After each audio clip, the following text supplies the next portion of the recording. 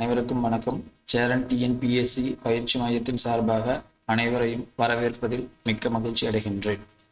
நம்மளுடைய இன்றைய தலைப்பு திறனறிவும் மனக்கணக்கு நுண்ணறிவும், aptitude and mental ability, maths போர்ஷனை பற்றி பார்க்க போகிறோம். ஸோ டிஎன்பிஎஸ்சியில் கேட்கக்கூடிய எந்த வினாத்தாளாக இருந்தாலும் அதில் 25 கேள்விகள் கணிதத்திலிருந்து இடம்பெறும். Group 4, group 2, 2A, group 1 are special recruitment எதுவாக இருந்தாலும் நமக்கு அதிக அளவில் மதிப்பெண்ணை பெற்று தரக்கூடியது இந்த மேக்ஸ் ஏரியா தான்.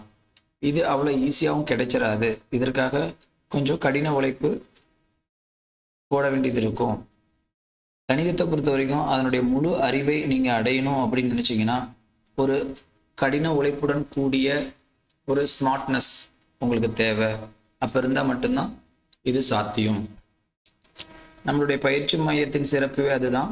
உங்களுக்கு எல்லா வகையான தலைப்புகளும் கவர் பண்ணுவோம், எல்லா டாப்பிக்கும் கவர் பண்ணுவோம். அதற்கான ஷார்ட்கட் மெத்தட்ஸ் என்னென்ன இருக்குது, எந்தெந்த கேள்விகளை எந்தெந்த விதங்களில் கையாளணும் அப்படிங்கிறதுக்கான வழிமுறைகள் அனைத்துமே உங்களுக்கு கொடுக்கப்படும்.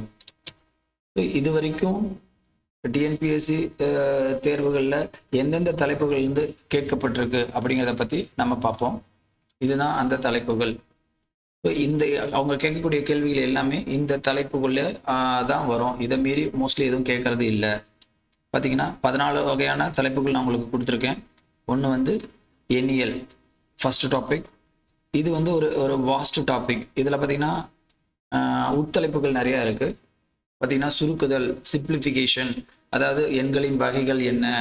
அடுத்து பார்த்தீங்கன்னா போர்ட் மாஸ், எந்தெந்த குறியீடுகளுக்கு எவ்வளோ முன்னுரிமை கொடுக்கணும் அதெல்லாம் நம்ம பார்க்க போகிறோம். அடுத்து பார்த்தீங்கன்னா முருடுகள் மற்றும் மூல குறியீடு, சர்ட்ஸ் அண்ட் இண்டைசஸ்ன்னு சொல்லுவோம். சில ஃபார்முலாவை யூஸ் பண்ணுற மாதிரி இருக்கும். அதை நம்ம அந்த வகுப்புகளில் நம்ம டிஸ்கஸ் பண்ணிக்கலாம்.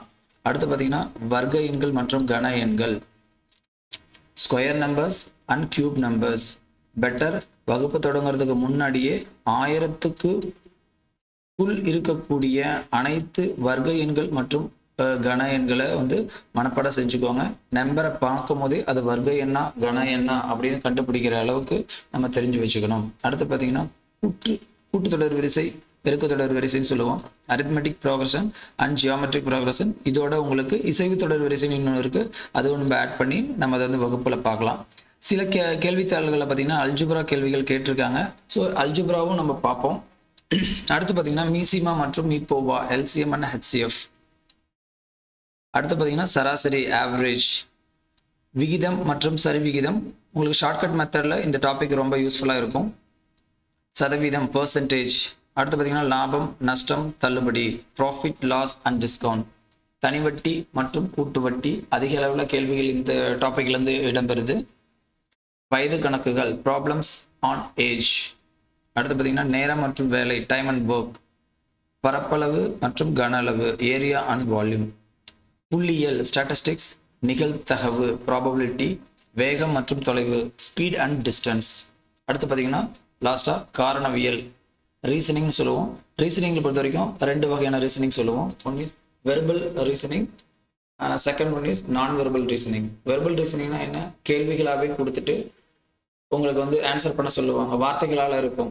அது எல்லாமே இதில் வரும் வெர்பல் ரீசனிங். உங்களுக்கு பார்த்தீங்கன்னா சிலபஸில் பார்த்தீங்கன்னா டேட்டா இன்டர்பிரிட்டேஷன், தகவல்களை விவரங்களாக மாற்றுதல், இது எல்லாமே இந்த வெர்பல் ரீசனிங்குள்ளே வரும். நான் வெர்பல் ரீசனிங்னா படத்தை கொடுத்துட்டு கேள்விகள் கேட்பாங்க.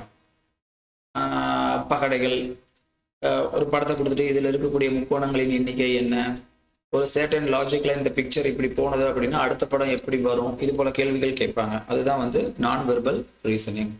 ஸோ இது ஈஸியாக நம்ம பெரிய அளவில் கடினமாக இருக்காது. நம்ம ஈஸியாக ஸ்கோர் பண்ணுற ஏரியா தான்.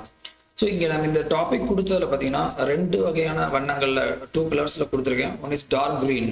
டார்க் க்ரீனில் ஒரு சில டாபிக்ஸ் கொடுத்துருக்கேன்.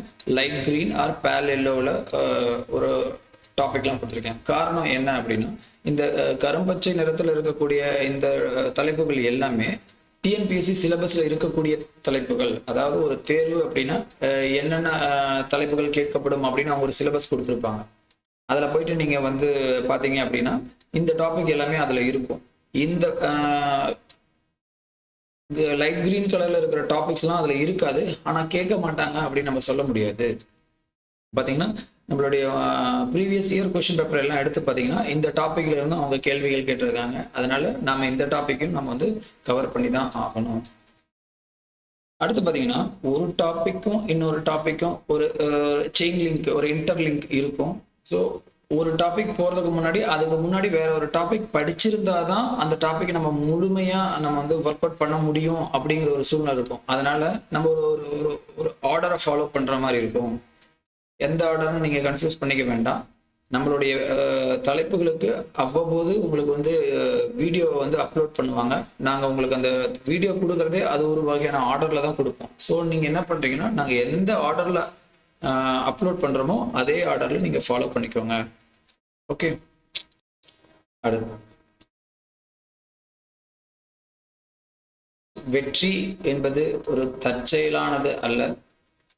இது கடின உழைப்பு, விடாமுயற்சி, கற்றல், படிப்பு, தியாகம் மற்றும் எல்லாவற்றுக்கும் மேலாக நீங்கள் என்ன செய்கிறீர்கள் அல்லது செய்ய கற்றுக்கொள்கிறீர்கள் என்பதை பொறுத்தே தங்களுடைய வெற்றியானது தீர்மானிக்கப்படுகிறது. சேரன் பயிற்சி மையத்தின் அனைத்து வகுப்புகளையும் பயனுள்ளதாக்கி இனி வரும் அனைத்து தேர்வுகளிலும் வெற்றியடைய மையத்தின் சார்பாக வாழ்த்துக்களை தெரிவித்துக் கொள்கிறேன். நன்றி, வணக்கம்.